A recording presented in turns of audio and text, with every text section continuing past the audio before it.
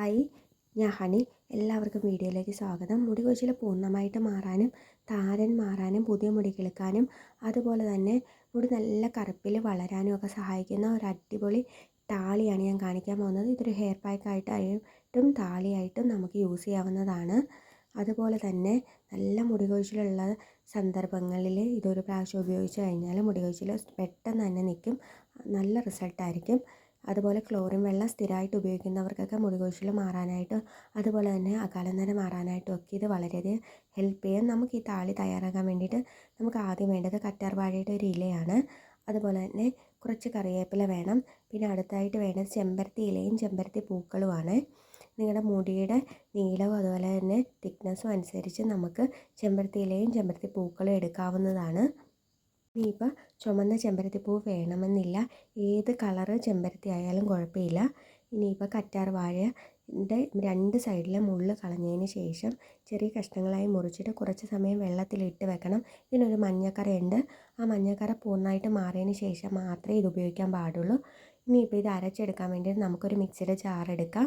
ഇനിയിപ്പോൾ കല്ലിൽ വെച്ച് അരച്ചെടുക്കേണ്ടവർക്ക് അങ്ങനെ എടുക്കാം. ഞാൻ മിക്സിയുടെ ജാറിലോട്ട് ആദ്യം ചെമ്പരത്തി ഇലയും ചെമ്പരത്തി പൂക്കളും ചേർത്ത് കൊടുക്കുന്നുണ്ട്.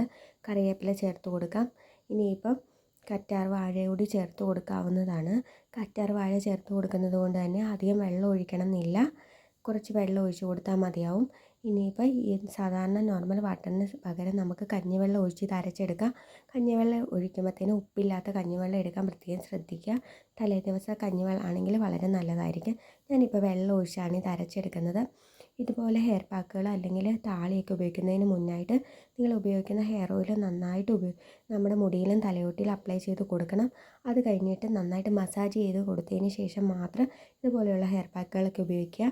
കുറച്ചുകൂടി റിസൾട്ട് കിട്ടാനും അതുപോലെ തന്നെ മുടി ഡ്രൈ ആയി പോകുന്നത് തടയാനും മുടിയുടെ ഫ്രീസിനെസ് മാറ്റാനും ഒക്കെ ഇത് വളരെയധികം ഹെൽപ്പ് ചെയ്യും. ഈ ഒരു രീതിയിൽ ചെയ്താൽ ഞാനിപ്പോൾ വെള്ളം ഒഴിച്ച് നന്നായിട്ട് അരച്ചെടുത്തിട്ടുണ്ട്.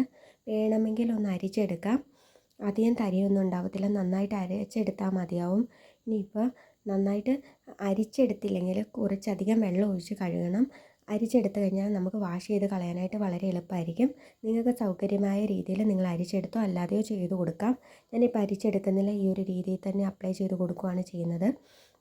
ഈ ഒരു ഹെയർ പാക്ക് നിങ്ങൾ ഇട്ട് കൊടുക്കുന്ന സമയത്ത് നിങ്ങൾ 2 ആഴ്ച കൂടുമ്പോൾ ഇട്ട് കൊടുക്കുക. അതുപോലെ തന്നെ ഞാനിപ്പോൾ താളിയായിട്ടാണ് ഇതിട്ട് കൊടുക്കുന്നത്. അതുകൊണ്ട് തന്നെ മുടിയിൽ അധികം സമയം വെച്ചുകൊണ്ടിരിക്കുന്നില്ല, പെട്ടെന്ന് തന്നെ വാഷ് ചെയ്ത് കളയുകയാണ് ചെയ്യുന്നത്. നിങ്ങൾക്ക് ഏത് രീതിയിൽ വേണമെങ്കിലും ചെയ്യാം. ഹെയർ പാക്കായിട്ടിടാം അല്ലെങ്കിൽ താളിയായിട്ട് ഉപയോഗിക്കാം.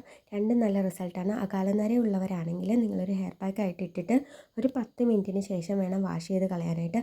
ആ ഒരു രീതിയിൽ ചെയ്താൽ മുടി നരയ്ക്കുന്നത് തടയാനും അതുപോലെ തന്നെ പുതിയ മുടി കിളുക്കാനും ഒക്കെ ഹെൽപ്പ് ചെയ്യും. വീഡിയോ ഇഷ്ടപ്പെട്ട് കഴിഞ്ഞാൽ നിങ്ങളുടെ ഫ്രണ്ട്സിനോട് ഷെയർ ചെയ്ത് കൊടുക്കാനും ലൈക്ക് ചെയ്യാനും മറക്കരുത്. ബൈ.